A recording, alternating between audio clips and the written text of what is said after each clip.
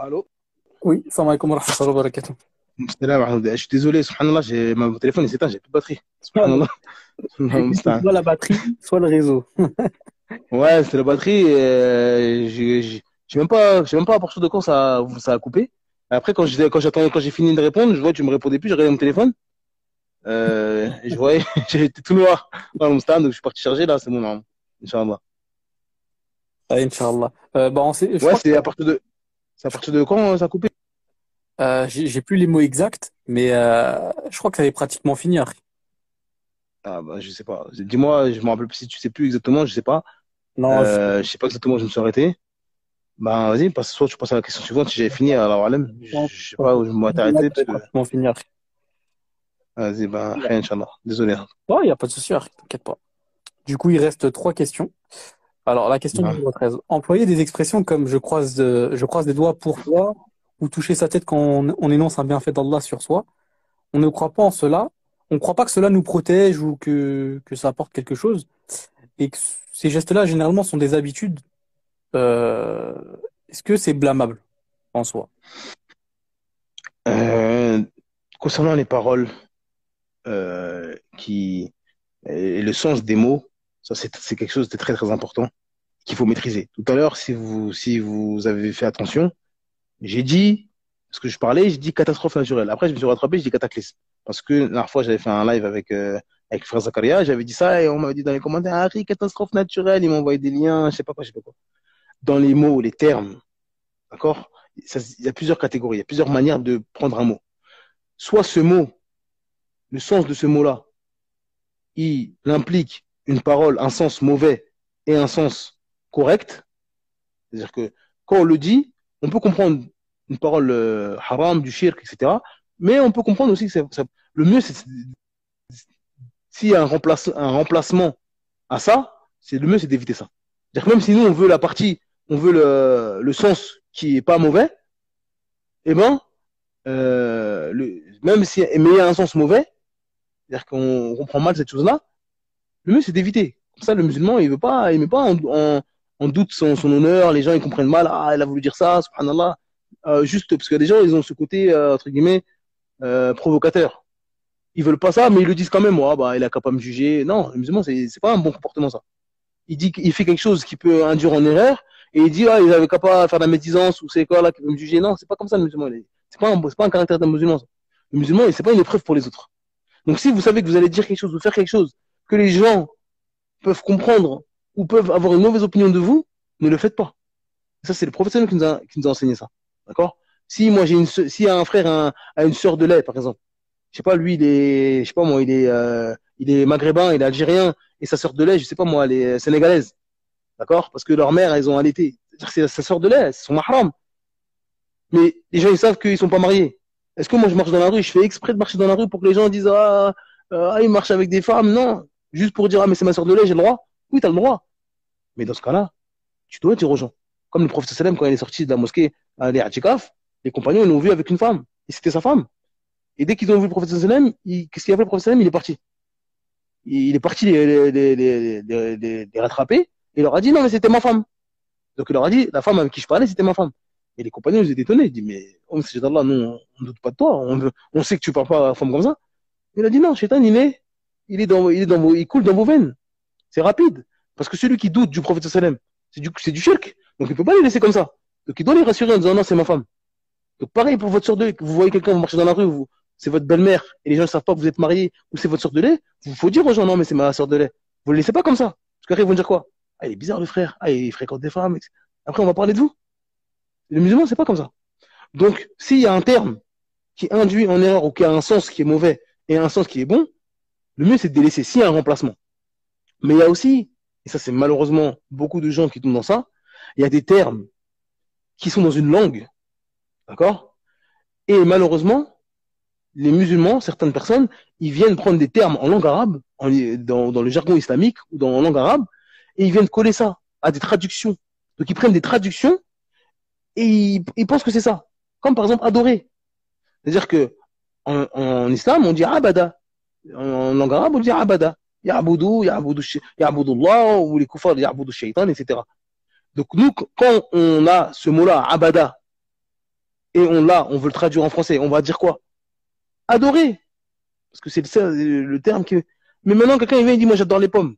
Astaghfirullah, on adore que Allah. Mais non, dans la langue française, adorer, ça peut dire aimer quelque chose de fort. Personne, quand tu dis, ah, moi j'adore faire ça. Personne n'est en train de dire qu'il est en train d'adorer cet acte-là et tu te prosternes devant cette. C'est-à-dire que personne ne comprend ça. Donc tu peux pas dire, Harry, dis pas que t'adores manger une pomme le soir. Harry, t'as pas le droit de dire ça. Non, arrêtez de prendre des termes en langue islamique. Adorer, ça veut dire une chose, un acte d'adoration, d'accord? Soit par le cœur, soit par les actes, etc. Et le mettre dans la langue française et après vous commencez à, d'accord? Ou alors je te fais confiance. Et après on fait confiance qu'en Allah. Et non. Certes, tawakkul, ça a un sens, ça a une définition. On a expliqué tawakkul, ce que ça voulait dire. Donc arrêtez de ramener des termes en français et de dire ah mais lui il a dit tawakkul, c'est non. Là on parle de la langue en elle-même, la langue française. Il y a des sens qui sont pas bons. S'il y a un sens qui n'est pas bon, ça veut dire quelque chose de qu'on peut comprendre quelque chose de pas bon, d'accord? Eh ben, on le dit pas. Mais il faut pas aller aussi aller sur Wikipédia, aller dans un sens, un terme qui était expliqué au XVe siècle et dire ah mais vous savez que ce mot-là ça veut dire ça, faut pas le dire. Oui, mais quel Français sur la terre en 2022 explique ce mot comme ça? Personne. À partir du moment où personne dans l'ourf français comprend ce mot-là comme monsieur, oui, mais monsieur, ça veut dire mon seigneur. Faut pas dire monsieur. Non. Qui sur la terre, quand tu dis bonjour monsieur, ah bonjour mon seigneur. Et en plus, là, ah mon seigneur, Allah c'est le seigneur. Non, arrêtez avec ça. Arrêtez avec ça. D'accord? En langue française, si aucun Français sur la terre pense que vous êtes en train de dire une parole de mécréance ou ça induit à un mauvais acte ou une mauvaise croyance, si aucun Français dit ça, quand tu dis bonjour monsieur, personne pense même, il n'y a aucun côté religieux. Pourquoi vous dites ça? Ou je sais pas, il y a des mots, certains mots, ils viennent dans le dictionnaire, oui, ça veut dire, c'est un terme vendredi ou mercredi, c'est une planète, subhanallah. Mars, le mois de Mars, c'est, subhanallah. Oui, certes, ça vient de Mars, la planète, une divinité, je sais pas quoi. Mais aujourd'hui, quel Français sur la Terre et dit Mars, il est en train de penser à une divinité. Ah oui, tu adores une divinité. J'aime le mois de Mars. Ah, il aime une divinité. C'est un mouchrik. Arrêtez avec ça. D'accord? Arrêtez avec ça. Il y a des urf. Aujourd'hui, il y a des époques, même en langue arabe, il y a des termes. À une époque, ça veut dire un sens. Et le temps fait que ça change. Et ça, encore une fois, je vous invite à regarder dans le dictionnaire du musulman la définition du mot urf, les us et coutumes. Les définitions d'un mot, c'est en fonction des us et coutumes, en fonction de ce qui est connu du peuple. Quand vous parlez pour être compris. Et si toute la terre comprend votre sens, n'allez pas avec le sens du 15e siècle et en disant oui, mais au 15e siècle, il disait ça veut dire ça. Oui, mais aujourd'hui, qui? Est-ce que ce mot-là, il a un sens de mécréance? Si la réponse est oui, on ne dit pas ce mot-là. Si la réponse est non, laissez les gens tranquilles. Laissez les gens tranquilles. Donc, en fonction de ce que la sœur dit, d'accord, eh ben, si ce sens-là, encore aujourd'hui, on peut comprendre un mauvais sens, d'accord, il faut s'éloigner de ça. D'accord? Si c'est un mot que personne ne comprend ça, eh ben, il n'y a pas de mal à dire ça. Parce que, encore une fois, la langue française, c'est une langue basée, il y a du latin, il y a du grec, c'est des croyances, de mécréances. Donc, c'est-à-dire que forcément, il y aura des origines de mécréances. Mais ce mot-là, aujourd'hui, est-ce que ça a une connotation religieuse? Aujourd'hui, quand on l'emploie? Si la réponse est non, encore une fois, laissez-les. Donc, c'est-à-dire qu'on interdit en français, alors. C'est-à-dire qu'il faut dire, le français, c'est haram. Parce que si un mot sur deux, on va dans le dictionnaire, on trouve, ah oui, à l'époque, les Grecs, ils faisaient ça pour la divinité, la déesse Athéna, dans ce cas-là, on ne parle plus français, alors. Parce qu'on va trouver. Non. Si en français, aujourd'hui, quand on utilise ce mot, quand on dit monsieur, quand on dit Mars, quand on dit vendredi ou mercredi, je ne sais pas quel mot, ça ne veut plus dire, ça n'a plus rien à voir avec la religion, race. On ne dit pas que ça va avoir avec la religion. Donc ça, c'est pour les paroles. Maintenant, les actes, si la personne fait un acte par, c'est connu dans la tête, par exemple, quand les gens, ils font, bien sûr, si c'est pas une adoration, si ça rentre dans l'adoration, il faut pas faire ça. Mais si c'est quelque chose, elle fait ça comme ça, mais si, encore une fois, si cet acte-là, il peut faire penser que c'est un acte de shirk ou un acte de superstition, il faut s'en éloigner. Comme toucher la tête, il y en a qui disent, ah, touche du bois, il touche la tête. Des choses comme ça. Touche du bois, il dit, ah, certes, même si elle pense pas ça, il faut s'éloigner de ça. Parce que c'est un acte que les gens du shirk, ils utilisent, etc. Et on peut s'en passer. D'accord? Le mois de mars, on va pas commencer à, aujourd'hui, je sais pas moi, on dit plus le mois de mars, comme c'est une divinité, on va dire, on va donner un nom d'Allah, on va dire Ar-Rahman, et vous allez à la mairie, vous dites bonjour, pour le mois d'Ar-Rahman, on va dire, mais qu'est-ce qu'il raconte? On peut pas s'en passer, en fait. La langue qui est comme ça. La langue, c'est comme ça. Donc, on peut pas changer la langue pour dire non, on va mettre une langue de tawhid. Donc, si on peut pas s'en passer, on le dit. Surtout si, en plus, ça a plus de connotation religieuse. Mais si vous pouvez vous en passer, comme le fait de toucher votre front, toucher la main, la tête sur la main, des choses comme ça, qui a un rapport avec la superstition, ça, il faut s'en éloigner. Éloignez-vous de ça. Comme ça, on n'a pas une mauvaise pensée de vous. Voilà, voilà. S'écarte des ambiguïtés. Voilà, voilà. Comme ça, si on ne vous connaît pas, etc., on dit, lui, il est visé. Parce que malheureusement, aujourd'hui, les gens, c'est comme Bah, ça. Ils attaquent vite. Ils attaquent vite. La base, c'est que t'es égaré. La base, c'est que t'es comme ça. Il n'y a pas de patience, il n'y a pas de miséricorde. Donc, ça veut dire que tu vas faire quelque chose parce que depuis que tu es né, tu fais ça, ou ça fait pas longtemps que tu es dans la religion, ou des fois, ça fait pas longtemps que tu sais que c'est haram. Donc, tu as encore ce réflexe, malheureusement. Il y en a, c'est comme ça. Certains, quand ils rentrent dans la religion ou sont débutants, il a le réflexe de la vie de ma mère, il a le réflexe des choses comme ça. Et donc, des fois, quand ça sort, mais lui, il sait que c'est pas bien, mais c'est sorti. Mais les gens, ils sont plus dans ça. Ah, il fait du shirk. Ah, ri, oh, subhanallah. Tu vois ce que je veux dire? non, moi, Donc, et faites des efforts. Faites des efforts. Et si vous savez que si la sœur pose des questions, c'est déjà que c'est bizarre. C'est-à-dire que si elle pose des questions, déjà, le fait de se questionner en sachant que cet acte-là, il est bizarre, car c'est des gens bizarres qui font ça, ou des gens. Le simple fait de se questionner sur cet acte-là, ça montre qu'il faut s'en éloigner. Wallah, wallah. Le mieux, c'est qu'elle s'éloigne de ça. Barakallahu fik.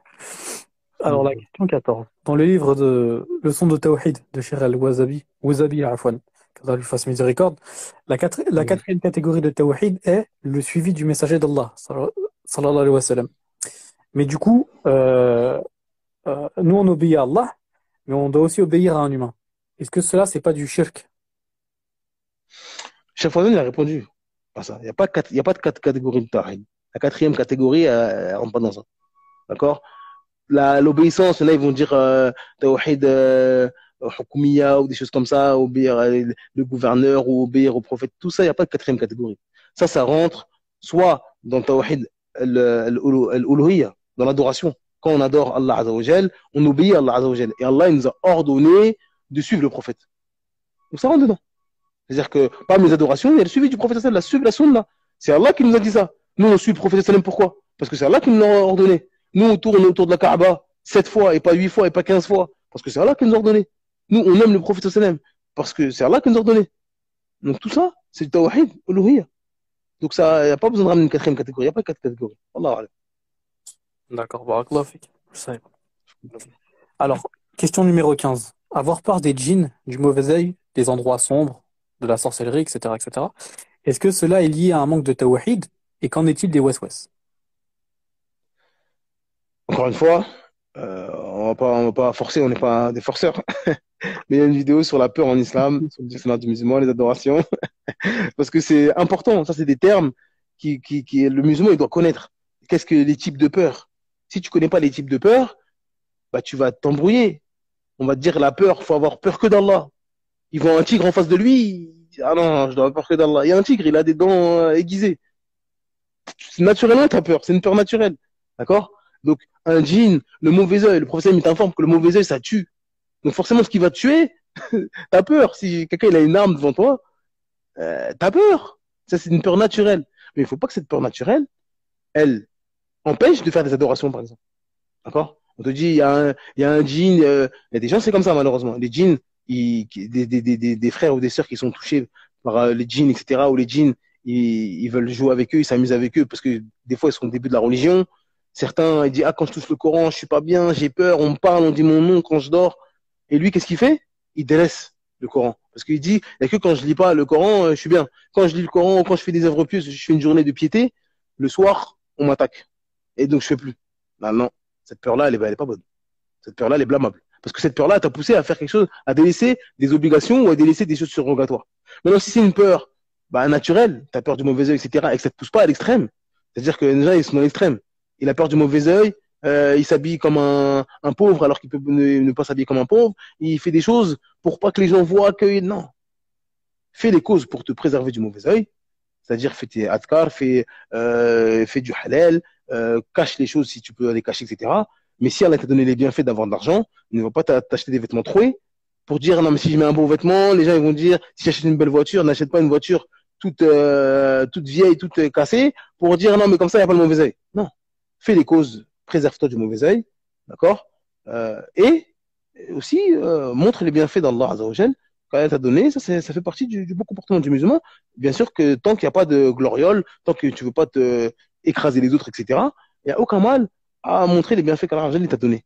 Mais, encore une fois, c'est le tawhid. Celui qui sait qu'Allah c'est Ar-Razaq, celui qui sait qu'Allah c'est celui qui donne et que tous les biens sont entre ses mains et qu'aucune créature ne peut lui faire du mal si Allah n'a pas décidé, celui qui a le tawhid concret, il ne pourra pas arriver dans ça. Il aura peut-être peur, il aura une petite peur parce que même si tu as le tawhid, le fait qu'on te blesse, le fait qu'on te fasse du mal, le fait que les djinns te voient alors que toi tu les vois pas, etc., il y a un sentiment qui fait peur. Mais cette peur-là va être limitée avec le tawhid que tu as. Et donc, tu ne vas pas dépasser les limites, outrepasser les limites, faire du shirk, délaisser des obligations, délaisser des actes surrogatoires à cause d'une créature, en fait. Tu ne délaisses pas le bien à cause d'une créature. Non. Ça, il faut pas. Après, les West-West, encore une fois, c'est un long débat, c'est un live entier, les West-West. Encore une fois, il y a une vidéo sur le dictionnaire du musulman sur les West-West. Mais, ouais, les West-West, c'est une maladie, alors, qui touche beaucoup de gens. Et pour résumer, les West-West, comme disent certains savants, celui qui est touché par le West-West, il ne sort pas de deux cas. Les gens qui ont des West-West, ils ne sortent pas de deux cas. Soit l'ignorance, soit la bêtise, soit il est idiot. Ça fait mal, mais c'est ça. Soit vous êtes ignorant, donc tu ne sais pas faire des ablutions correctement. Donc à chaque fois, est-ce que j'ai fait 3 fois? Est-ce que c'est rentré dans mon nez? Est-ce que ça annule les ablutions? La prière. Oui, j'ai dit, voilà, est-ce que c'est pas bon? Oui, mais tachaoud, c'est parti. Donc là, tu es ignorant. Apprends à prier, apprends à jeûner, apprends ce qui annule les ablutions. Oui, j'avais un bout de viande dans les dents. Est-ce que mes ablutions sont bonnes? Apprends ta religion. Donc tu es ignorant. Donc ton ignorance fait que tu as des waswas. Et après, il y a l'idiotie. Il y a des gens, le cerveau, il est diminué. Malheureusement, c'est comme ça. C'est-à-dire qu'il sait que ça annule pas les ablutions, mais il dit quand même, je vais faire les ablutions 3 fois. C'est-à-dire que il a peur, cette personne-là a peur de faire un acte mauvais et de déplaire à Allah Azzawajal. Et de faire un acte qui va lui faire des péchés. Il a peur de ça. Donc ça lui fait avoir des waswas. Mais il sait que le fait de le refaire, ça contredit et il désobéit à Allah. Donc il veut éviter quelque chose et il tombe en plein dedans. Ça, on peut appeler ça que de la bêtise.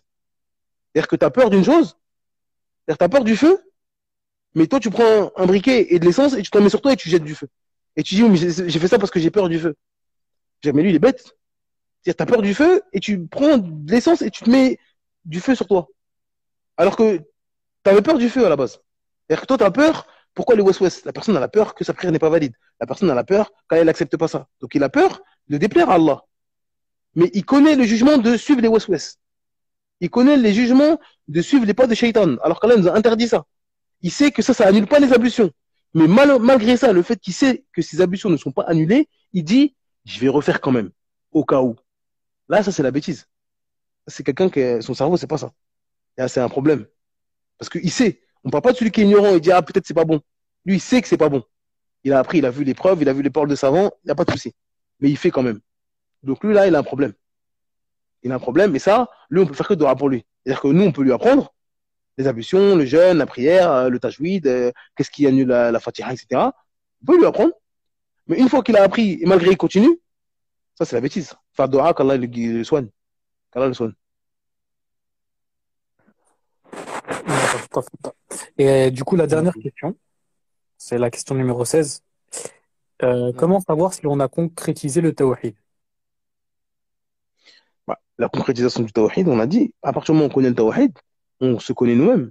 On sait à quel niveau on a. D'accord? Le tawhid de l'adoration. D'accord? Al-uluhiyya. C'est quoi l'adoration? Est-ce que je connais l'adoration? Est-ce que je connais les adorations? Est-ce que je les maîtrise, ces adorations? Donc ça, c'est la première chose. Est-ce que j'ai appris? Et une fois que j'ai appris, est-ce que je les mets en pratique? C'est-à-dire que le tawakkul, si je ne sais pas ce que c'est de base, bah là, j'ai pas concrétisé. Je ne peux pas faire une adoration que je ne connais pas. D'accord? Donc déjà, les connaître. Est-ce que j'ai fait des efforts dans ma religion pour connaître mes bases dans le tawhid? D'accord? Le tawhid, ce qui annule le tawhid, donc le shirk, la bid'a, l'ostentation, etc. Est-ce que j'ai appris ça? Donc ce qui concrétise le tawhid et ce qui l'annule. Parce que si je ne connais pas ce qui l'annule, il se peut que je suis en train d'annuler mon tawhid sans savoir. Si je ne connais pas le shirk, je ne sais pas ce qu'est le shirk, je ne sais pas ce qu'est l'ostentation, je ne connais pas ça, mais je connais que le tawhid, parce que là, ah, c'est bon, je connais le tawhid. D'accord? Mais qu'est-ce qui annule le tawhid? Cette parole-là, ça annule le tawhid ou pas? L'ostentation, le shirk, etc. Donc, il ne connaît pas. Donc, est-ce que je connais le tawhid? Est-ce que je connais ce qui annule le tawhid? Une fois que je connais, j'ai la connaissance, bah, est-ce que je les mets en pratique? Je connais l'ostentation. Je sais que l'ostentation, c'est du shirk mineur ou parfois majeur. Mais maintenant, quand je vais sortir à la mosquée et je sais qu'en bas, les gens ils vont me voir, est-ce que je fais ça parce que les gens ils vont me voir et je suis content, d'accord? Avant, j'avais la flemme d'aller à la mosquée, j'avais pas envie d'aller à la mosquée. Mais je sais qu'il est 14 heures et je sais que en bas là, il y a beaucoup de gens qui vont me voir à la mosquée. Parce que pour le Fajr, dès que je suis un peu fatigué, je dis bon, je prends à la maison. Parce que je sais qu'il n'y a personne le Fajr, la personne qui va me regarder. Mais le Asr ou le Dhor, je suis un peu plus motivé. Ou alors je sais qu'il y a des gens qui vont me voir là-bas, les frères. Je sais qu'à cette heure-ci, il y a des frères qui sont à la mosquée, ils vont me voir. Il n'y a que toi qui sais. Donc il y a un problème dans le tawhid. C'est que pour Allah normalement. Donc ça, c'est la personne qui doit se juger elle-même. Parce que moi, je ne suis pas dans ton cœur. Mais pour savoir si tu as concrétisé le tawhid, il faut connaître le tawhid. Donc tu es obligé de passer par l'étape de l'apprentissage. Une fois que tu connais le tawhid, là, tu pourras te juger. Et tu vas dire, non, j'ai du boulot encore. Mais moi, je ne peux pas dire, toi, tu as concrétisé, toi, tu n'as pas concrétisé. Alors, voilà. Pour concrétiser, pour savoir si tu as concrétisé le tawhid, déjà, il faut le connaître. Et après, une fois que tu vas, tu vas le connaître, tu vas t'inspecter toi-même. Et tu vas voir à quel endroit tu dois faire des efforts. Dans telle chose. Dans Asma aussi fait. Dans le destin, j'ai un problème dans le destin. C'est vrai qu'il y a des choses, des fois, je m'énerve. Je dis pourquoi? Pourquoi moi? Pourquoi Allah, il fait. J'ai des problèmes dans le destin. Le tawhid, il n'est pas encore concrétisé. Le tawhid al-rububiyya, là, les actes d'Allah, c'est pas encore maîtrisé. Et ainsi de suite. Mais ça, il faut connaître. Si vous ne connaissez pas, vous n'allez jamais savoir comment vous avez est-ce que vous avez concrétisé le tawhid. Wallahu a'lam. طيب بارك الله فيك أخي إلياس d'avoir répondu à la dernière question. Fikum barakallah. Fikum C'était la barakallah, dernière. akhi karim. Alhamdulillah. J'espère que ce fut profitable, même si ce fut long. Et Alhamdulillah. malheureusement, c'était entre certaines prières pour certains des frères de France. Et même le replay, je sais même pas si, vu qu'il y a des coupures, je sais même pas s'il y aura un replay. Normalement, il y Allah aura musta'an. نعم. Il y aura un replay, bah voilà, il y aura un replay, Inch'Allah.